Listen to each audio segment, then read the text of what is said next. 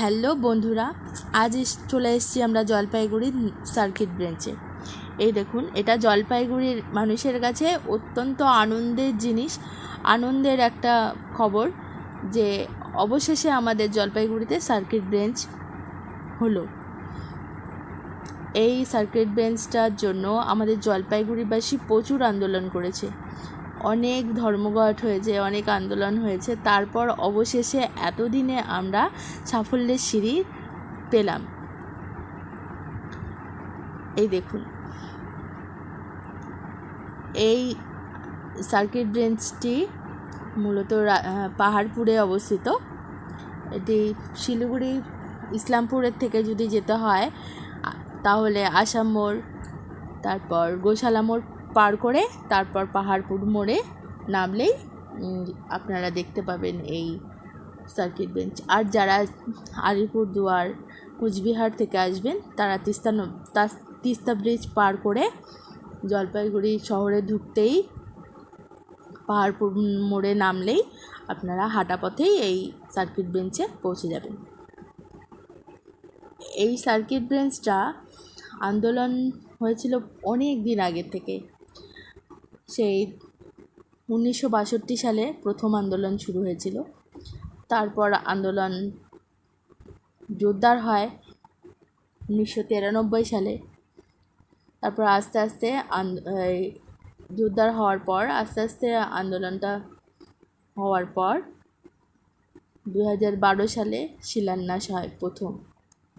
এখন যেখানে অবস্থিত রয়েছে স্পোর্টস কমপ্লেক্স, সেই জায়গাটাই শিলান্যাস হয়েছিল প্রথমে। তারপর স্থানান্তরিত করে এই পাহাড়পুর 31 নম্বর জাতীয় সড়কের পাশে শিলান্যাস করা হয়। 2019 সালে এটার প্রথম কনস্ট্রাকশনের কাজ শুরু হয়। এখন 2025, এই বছর আগস্ট মাসেই এটা শুভ উদ্বোধন হবে। এটা উদ্বোধন হওয়ার কথা ছিল 12ই জুলাই, তো কনস্ট্রাকশনের কোনো কারণবশত উদ্বোধন হয়নি, বা আগামী আগস্ট মাসেই উদ্বোধন হওয়ার কথা। দেখা যাক। এই মূল ভবনটি রয়েছে 40 একর জমির ওপরে, 5 তলা মূল বিশিষ্ট ভবন। এর মধ্যে রয়েছে 13টি আদালত কক্ষ, তার মধ্যে রয়েছে 5টি ডিভিশন বেঞ্চ এবং 7টি রয়েছে সিঙ্গেল বেঞ্চ।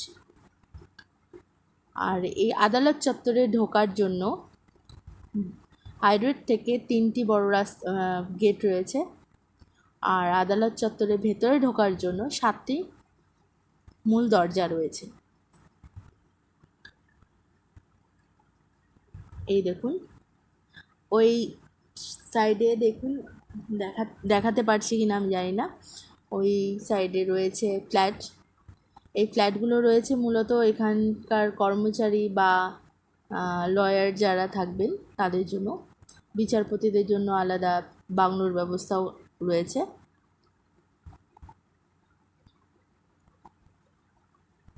এই দেখুন গ্রাউন্ডটা আপনাদের দেখাচ্ছি। অবশেষে জলপাইগুড়ির লোকেদের কাছে এটি একটি বড় অ্যাচিভমেন্ট।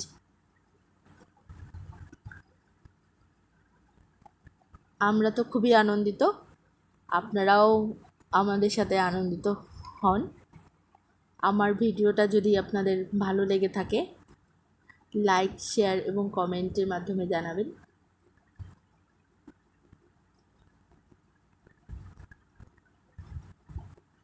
আশা করি আমি ভিডিওতে আপনাদের কিছু আপডেট দিতে পেরেছি, এতেই আমার একটু হলেও আনন্দ লাগছে। ভালো থাকবেন। নমস্কার।